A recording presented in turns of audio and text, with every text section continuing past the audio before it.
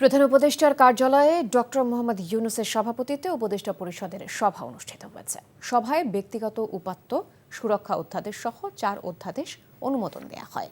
রাজধানীর হেয়ার রোডে foreign service একাডেমিতে আয়োজিত ব্রিফিংয়ে প্রধান উপদেষ্টার বিশেষ সহকারী অধ্যাপক সাইয়েদুর রহমান বলেন, জাতীয় অত্যাবশ্যক ওষুধের তালিকায় ওষুধের সংখ্যা বাড়িয়ে 295 করা হয়েছে। তিনি বলেন, সাধারণ মানুষের কাছে ওষুধ সহজলভ্য করতে ওষুধের তালিকা হালনাগাদ এবং ওষুধের মূল্য নির্ধারণ করে দেবে সরকার।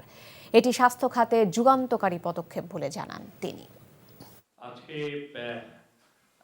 প্যাটেন্টেড মলিকুল যদি নতুন আসে বাংলাদেশে, তাদের জন্য একটা category, out of patent molecule যদি বাংলাদেশে নতুন আসে, তাদের জন্য একটা ক্যাটাগরি, এবং বায়োলজিক্যালসের জন্য আরেকটা ক্যাটাগরি। এবং সেখানে তাদেরকে কিন্তু উৎসাহিত করার জন্য এই সবগুলো ক্ষেত্রে বায়োলজিক্যালসে পার্টিকুলারলি এটা একটা স্পেশাল সেক্টর বলা হচ্ছে, যে বায়োলজিক্যাল যেন উৎসাহিত করার জন্য এখানে আলাদা ধরনের আসলে যে ফর্মুলা, সেটাকে আবার 1.33 দিয়ে গুণ করে তাদেরকে অতিরিক্ত যেন আগ্রহী করা যায় এই বিষয়ে গবেষণায়, সেটার ব্যবস্থা করা হচ্ছে।